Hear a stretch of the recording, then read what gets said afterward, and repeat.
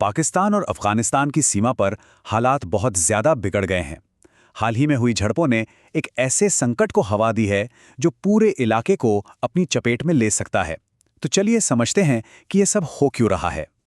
देखिए, सीमा पर जो हो रहा है ना, वो कोई छोटी मोटी झड़प नहीं है। हालात बहुत तेजी से हाथ से निकलते जा रहे हैं और ये एक ऐसी चिंगारी है जो कभी भी एक बड़ी आग में बदल सकती है।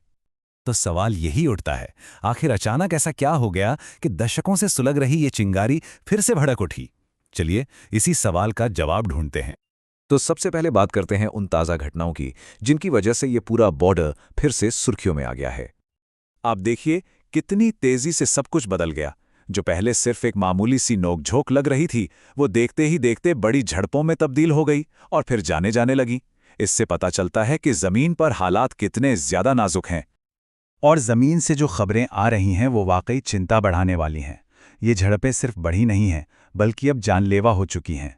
और जब अफ़गान फोर्सेस पर पाकिस्तानी सैनिकों को मारने का इल्ज़ाम लगता है, तो ये मामला सिर्फ एक बॉर्डर विवाद नहीं रह जाता। ये एक राष्ट्रीय सम्मान का मुद्दा बन जाता है, जो सच कहूँ तो आग में घी डालने जैसा है। और इसी के बाद आया पाकिस्तान का ये बयान, कड़ी प्रतिक्रिया। अब ये सिर्फ शब्द नहीं है, ये एक सीधी सीधी चेतावनी है।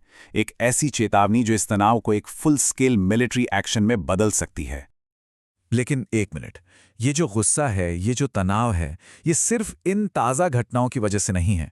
इसे समझने के लिए हमें इतिहास में थोड़ा पीछे जाना होगा, क्योंकि इस आग की जड़ें बहुत बहुत गहरी हैं। और इस पूरे विवाद के सेंटर में है एक लाइन, एक बॉर्डर, जिसे डूरंड लाइन कहते हैं। ये वो सीमा है जिसे ब्रिटिश राज में खींचा गया था और जिसे अफगानिस्तान ने कभी भी पूरे मन से स्वीकार नहीं किया। यही वो पुरानी फांस है जो आज भी दोनों देशों के रिश्तों में चुभ रही है। तो यहाँ देखिए, एक ही बॉर्डर को देखने के दो बिल्कुल अलग अलग नज़रिए हैं। पाकिस्तान के लिए ये एक इंटरनेशनल पक्की सरहद है जो इसकी नेशनल सिक्योरिटी के लिए ज़रूरी है, लेकिन अफगानिस्तान के लिए, उनके लिए ये एक बनावटी लकीर है जिसने एक ही जैसे लोगों को, कबीलों को, परिवारों को बांट दिया। अब जब तक ये दो नज़रिए एक दूसरे के करीब नहीं आते, शांति की उम्मीद कैसे की जा सकती है? और अगर ये दशकों पुराना विवाद काफ़ी नहीं था, तो इस पूरी कहानी में एक और खतरनाक एंगल जुड़ जाता है, और वो है उग्रवाद का। ये वो फैक्टर है जो इस आग को और ज़्यादा भड़काने का काम करता है।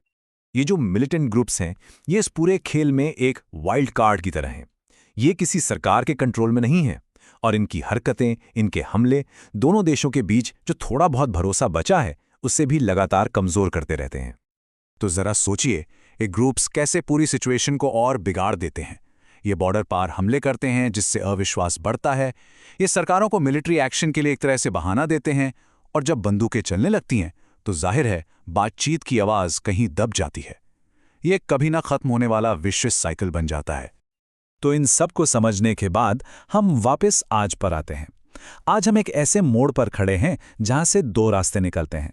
सवाल यह है कि आगे क्या होगा? क्या ये रास्ता संघर्ष की तरफ जाएगा या फिर कूटनीति की तरफ? अब देखिए, तस्वीर बिल्कुल साफ है। एक रास्ता है डिप्लोमेसी का, बातचीत की मेज का, जहां शांति का एक मौका है, और दूसरा रास्ता है टकराव का, जंग के मैदान का, जहां सिर्फ और सिर्फ तबाही है। ये चुनाव बहुत मुश्किल है और इसका नतीजा ही पूरे इलाके का भविष्य तय करेगा। तो आखिर में हम उसी सवाल पर आकर रुक जाते हैं। क्या डिप्लोमेसी की आवाज़ गोलियों के शोर पर भारी पड़ेगी, या फिर हम एक और ऐसे टकराव को देखने वाले हैं जिसकी सबसे बड़ी कीमत सरहद के दोनों तरफ रहने वाले आम लोग चुकाएंगे? इसका जवाब तो खैर आने वाला वक्त ही देगा।